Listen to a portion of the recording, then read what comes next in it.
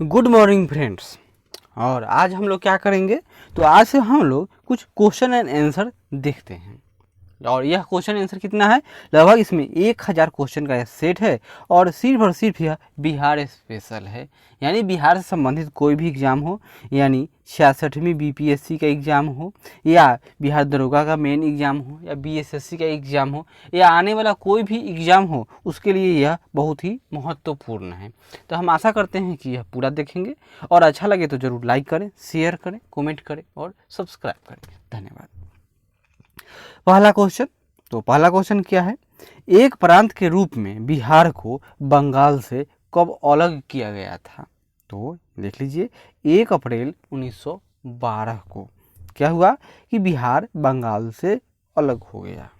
दूसरा, एक पीरा चौर कहाँ अवस्थित है?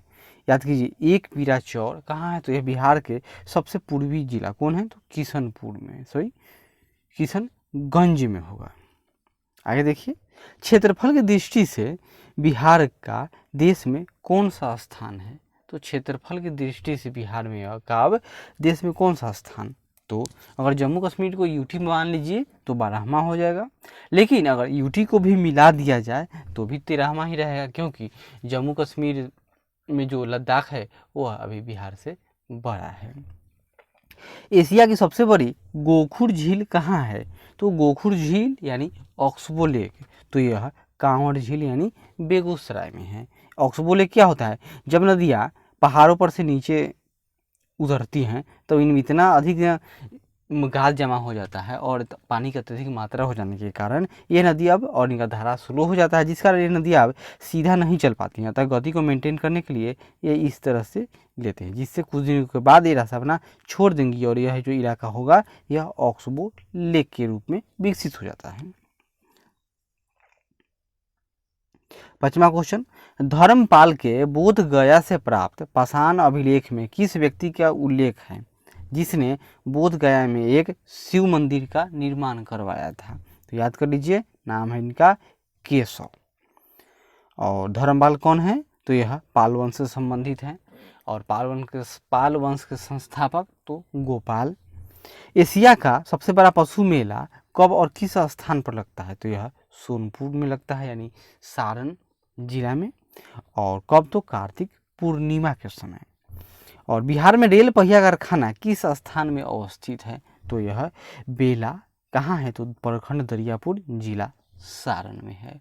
और हाल ही में मधेपुरा से क्या निकला है? तो भारत का सबसे हेवी जो इलेक्ट्रिक इंजन है उसका उत्पादन शुरू हो गया है, जो जनरल इलेक्ट्रिक कंपनी के सहयोग से चालू है।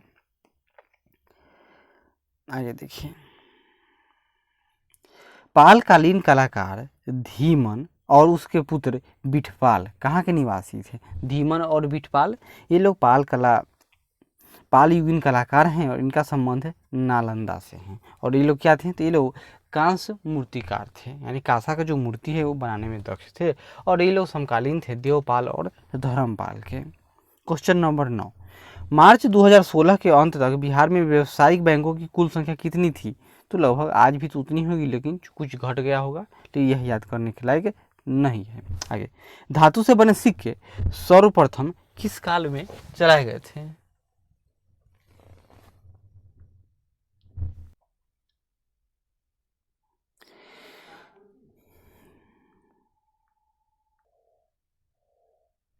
तो धातु से बने सिक्के सर्वप्रथम किस काल के पाए गए हैं?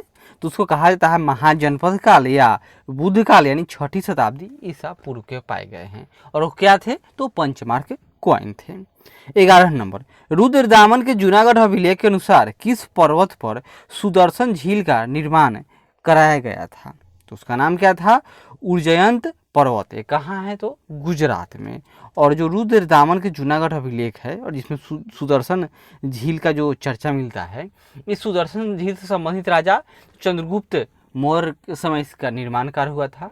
फिर चंद्रगुप्त मौर्य के बाद उनके पोते मतलब अशोक ने भी इसका मरम्मत का कार्य करवाया था। और फिर रुद्रदामन ने भी इस झील के जो जीर्णोद्धार का काम करवाया था।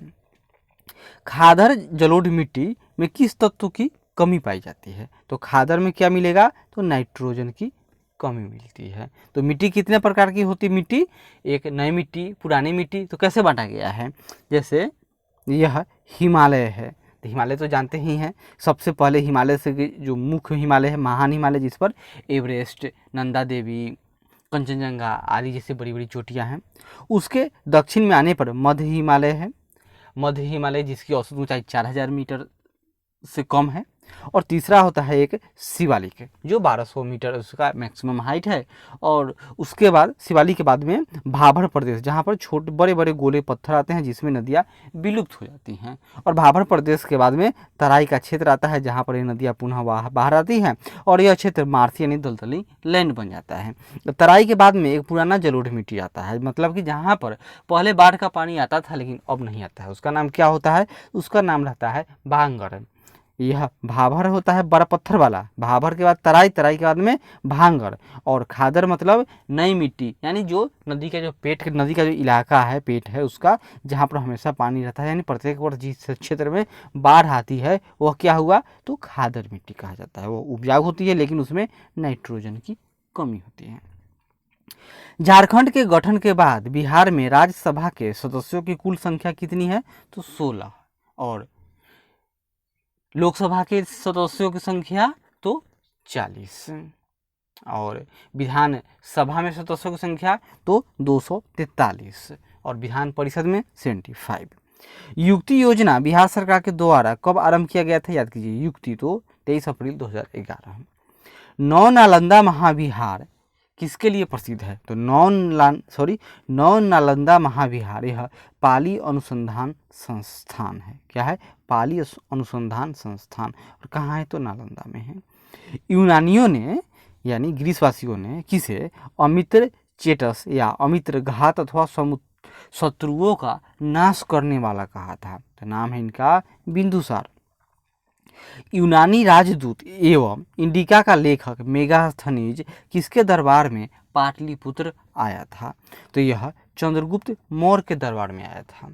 कौन? तो मेगास्थनी। किसका राजदूत था? तो यूनानी राजा सेल्यूकस निकेटर का। क्यों? क्योंकि यह सेनापति था सिकंदर का। जब सिकंदर की मृत्यु हो जाती है तो भारतीय क्षेत्र थे उस पर सेल्यूकस निकेटर का ही आधिपत्य रहता है, लेकिन जिनको चंद्रगुप्त मौर्य ने हरा दिया युद्ध में, अतः मेगास्थनीज चंद्रगुप्त मौर्य के राज दरबार में दूत के रूप में बहुत दिनों तक रहे थे। घोघा झील कहाँ है? तो घोघा झील मनिहारी जिला कौन है? तो कटिहार में है घोघा झील। खरवार आंदोलन का नेतृत्व किसने किया था? खरवार आंदोलन के नेतृत्व करता थे भागीरथ माझी, जिनको भागलपुर में एक बरगद के विशाल वृक्ष में लटकाकर फांसी दे दिया गया था। सुदर्शन झील का निर्माण किसने कराया था? तो चंद्रगुप्त मौर्य ने। और इनके राज्यपाल क्या थे नाम? तो पुष्यगुप्त के द्वारा निर्माण करवाया था। खोंड जनजाति बिहार के किस क्षेत्र में निवास करती है? तो ये भोजपुर शाहाबाद में। और खुदाबख्श लाइब्रेरी की स्थापना कब हुई थी? तो इसकी स्थापना 5 अक्टूबर 1891 को।